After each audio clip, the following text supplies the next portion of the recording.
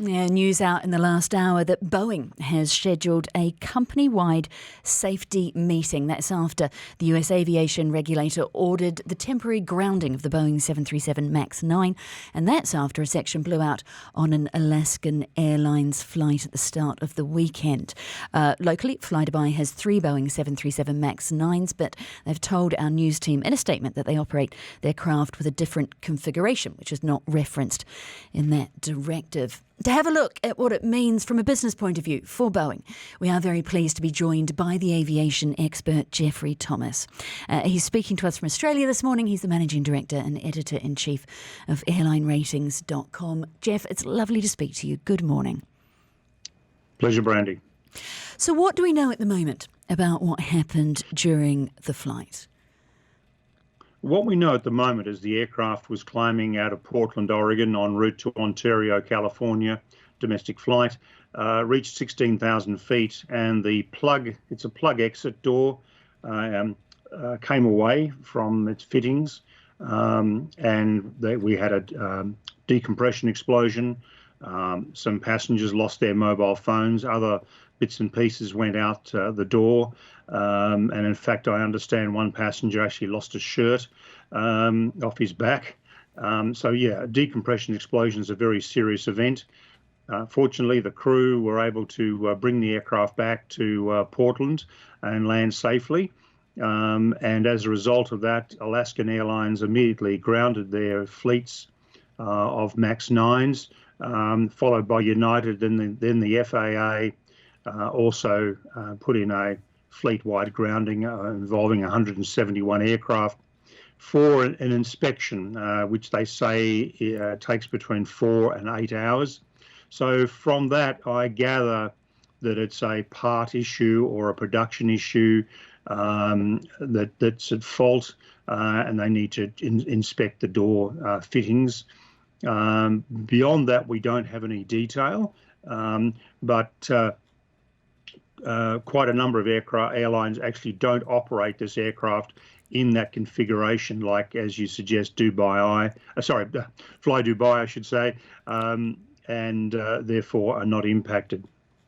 What will the FAA and the airlines themselves be looking to find out? The investigations, what will they need to know? Well, they're going to, in this case, they've got, obviously, the aeroplane. There's 2 of these types of doors. They're opposite each other, so they do have one intact door to have a look at. But they also obviously want to recover the door that flew off, and they've given the coordinates of where the door was lost, and they're appealing to the public in the area to look out for the door and to hand it in, and that will form a critical part of the investigation. What they'll be looking for is the way the door is affixed to the fuselage. Was there a weakness there? Was there a faulty part that gave way under pressure?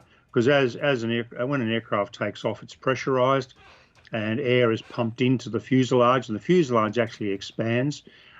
So if there's for instance, a cargo door that hadn't been closed properly, any other door that hadn't been closed properly, that may blow out. However, having said that, with modern day aircraft today, there are warning systems that alert pilots that if a door is not closed properly before the aircraft is pressurized. So this sort of thing should not happen.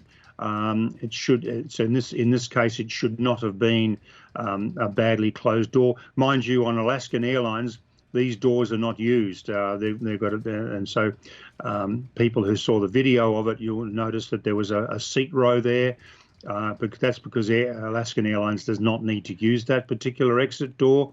They're only required when the configuration is high enough to warrant those exit doors being used. And in the case of Alaskan, that's not the case. What does this mean for Boeing? For starters, if this is found to be a manufacturing issue or a parts issue, this is a fairly new plane, fresh off the conveyor belt, as it were. What could it mean for Boeing's own production if it's found to be a fault on that side? Yes, so if there's a fault, and interestingly enough, the doors are manufactured by various suppliers, and those suppliers, for instance, may supply the same type of doors to Airbus, or it could be a particular fitting that's supplied to many aircraft manufacturers. So when it comes to safety, all the manufacturers do share information. They work together because any accident not only damages, say, Boeing or damages Airbus, it damages the industry. So that there's a great collaboration behind the scenes. So they will quickly find out exactly what the issue is and advise all the operators of this particular aircraft type, and also any other manufacturers who get those particular parts from that particular supplier. So it's a very collaborative, very positive atmosphere that exists between manufacturers behind the marketing and sales side of things. What about reputational damage for Boeing? It had already asked airlines to check some of the MAX 737 planes for a potential bolt issue. Obviously, there were those two fatal crashes, 2018, 2019, a different model, but still one of the MAX aircraft, and that obviously damaged Boeing's reputation there. What does this latest incident mean for the company? Look, it does give them a little bit of a black eye, and it raises the issue about the 737 MAX. The reality is the 737 MAX is an absolutely outstanding aeroplane, incredibly safe today, incredibly safe. And airlines have come back to order them in hundreds and hundreds. Boeing has now got an order book for about 6,000 of these aircraft, so incredibly popular aeroplane because it performs so well. Certainly, this is going to be a little bit of a black eye for them, and it comes, as you suggest, on the back of a bolt issue, which was a precautionary check to make sure that various aircraft were not impacted by a fault that was found. This sort of thing goes on in the background all the time. The Europeans and the Americans and other regulators issue what's called airworthiness directives, or emergency airworthiness directives, or more commonly service bulletins, all the time, because the checking and cross-checking in aviation is so incredibly thorough. Most of these service bulletins and airworthiness directives actually go unnoticed. It just happens that the 737 MAX is in the news a lot because of those terrible tragedies a number of years ago. And of course, this particular accident, because a part fell off the aeroplane, so it's an accident, is very visual. Lots of social media coverage, obviously, and rightly so. But I'm sure it'll pass, and things will sort of return to normal, and the MAX will continue to serve airlines very, very well.